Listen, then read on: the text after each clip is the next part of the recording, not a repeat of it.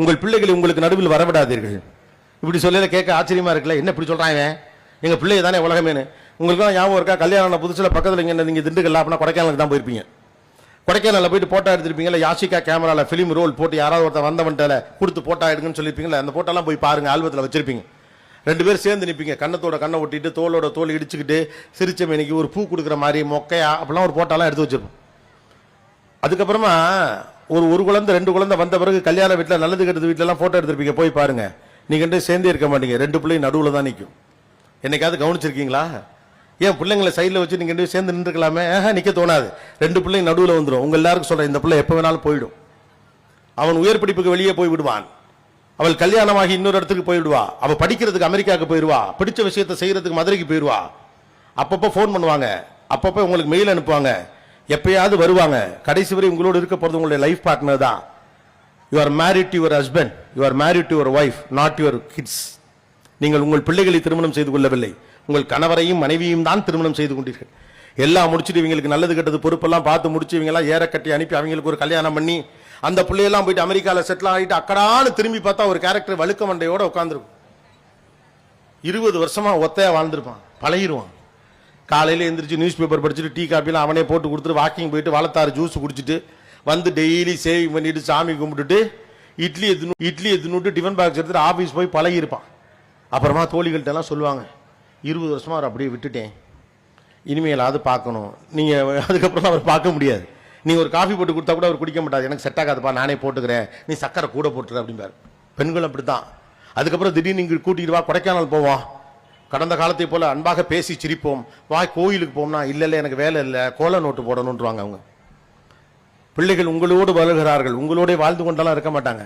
நான் எதுக்கு இதெல்லாம் சொல்றேன்னா, கான்டெம்பரரி வேர்ல்டில் நீங்கள் நிறைய தியாகங்களை செஞ்சுவிட்டு எங்களை வேற அதை செய்ய சொல்றீங்க.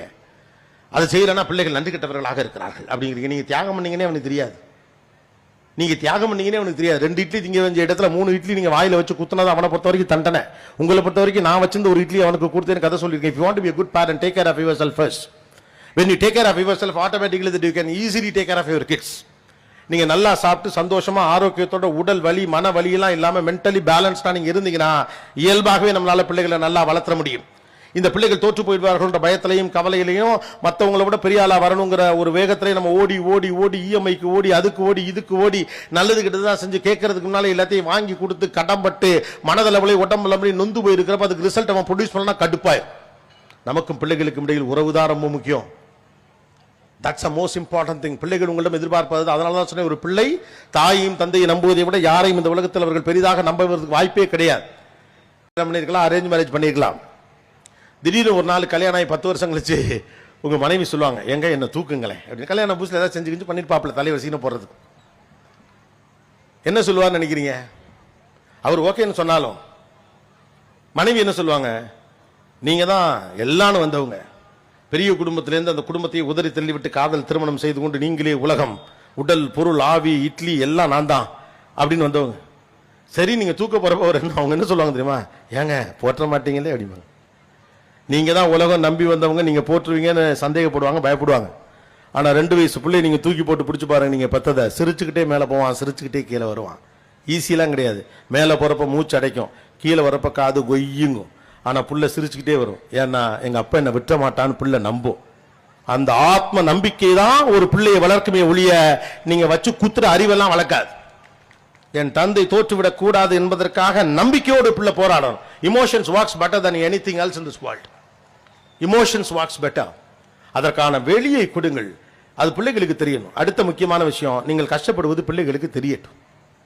கஷ்டமே தெரியாம பிள்ளைகளை வளர்க்கணும். வளர்த்து வேண்டா வெறுப்பா பிள்ளைய பத்தி காண்டாமிருகன் பேர் வச்ச கதையை, அது என்ன கஷ்டப்பட்டீங்கன்னே தெரியாம பிள்ளைக்கு என்ன யூஸ் இருக்கு? எனக்கு வந்து சேரக்கூடிய ஒரு பொருள் எப்படி வந்து சேருகிறது ஒரு பிள்ளைக்கு தெரியவில்லை என்றால் அந்த பிள்ளை எப்படி இந்த குடும்பத்துடைய நல்லது கெட்டங்களை புரிந்து கொள்ளும்? அல்லது அடுத்தவனுடைய கஷ்டத்தை எப்படி புரிஞ்சுக்கும்? எல்லாமே எளிதாக கிடைக்கக்கூடிய வாழ்க்கை முறை வெளியே இல்லை என்பதை நீங்கள் உணர்ந்து கொள்ளுங்கள். உங்களுக்கெல்லாம் ஞாபகம் இருக்கா, உங்க அப்பா உங்க கையில் ஒரு 10 ரூபா தர்றதுக்கு 4 நாள் இழுப்பார். கையில காசு இருக்கும், 100 ரூபா வச்சிருப்பார். ஆனா 10 ரூபா காசு உங்கள்கிட்ட கொடுக்க மாட்டார். ஏன் அப்படின்னு சொன்னா, 10 ரூபா காசு ஒருத்தனுக்கு வந்து சேர்றது எவ்வளவு கஷ்டம்னு ஒரு பிள்ளைக்கு தெரியும். அவ்வளவு பணம் வச்சிருக்காரு எங்க அப்பா, நான் காசு கொடுக்க மாட்டேங்கிறா, நீங்களாம் கடைவீதி தெருவில் உட்காந்து மூச்சு முட்டை பேசிக்கிட்டு இருந்தாலும் அப்பா 4 நாள் கழிச்சு அந்த காசு கொடுப்பார். ஆனா பிள்ளை என்ன நினைக்கிறோம், பிள்ளை கேட்கறதுக்கு முன்னாலே வாங்கி கொடுத்தணும். இதெல்லாம் உங்களுடைய பொருளாதார சுதந்திரம், அன்பல்ல.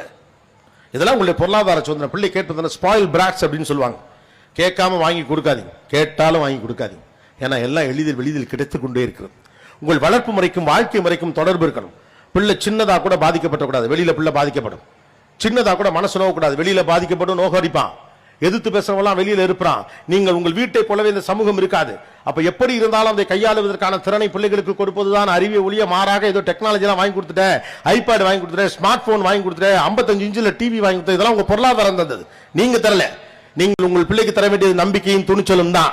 ரோடு எப்படி இருந்தாலும் வண்டி ஓட்ட தெரியணும், பள்ளம் எங்க வந்தாலும் இறங்கி ஏற தெரியணும், மலைனா ஏற தெரியணும், ஏறின பிறகு இறங்க தெரியணும், விழுந்தா எழ தெரியணும், எழுந்தா நிமிர தெரியணும், என்னைக்குனாலும் ஜெயிக்க முடியுங்கிற நம்பிக்கை வேணும்.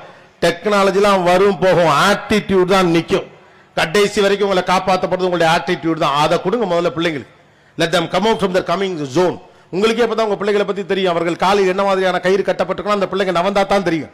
அப்படியே பொத்தனாப்புல கேஜிலே வச்சு பத்திரமா பிள்ளைக்கு எதுவும் ஆயிடக்கூடாது, பிள்ளைக்கு எதுவும் ஆயிடக்கூடாதுன்னு ஒத்த பிள்ளை கருவை மாதிரி என்ன கருவை பிள்ளை கொழுந்து மாதிரி பெத்து வச்சிருக்கிறேன் அப்படின்னு வச்சுதான் கொண்டு ஃப்ரிட்ஜிலே வச்சுக்கோங்க. வச்சு ஒன்னொன்னா கிளி போடுங்க.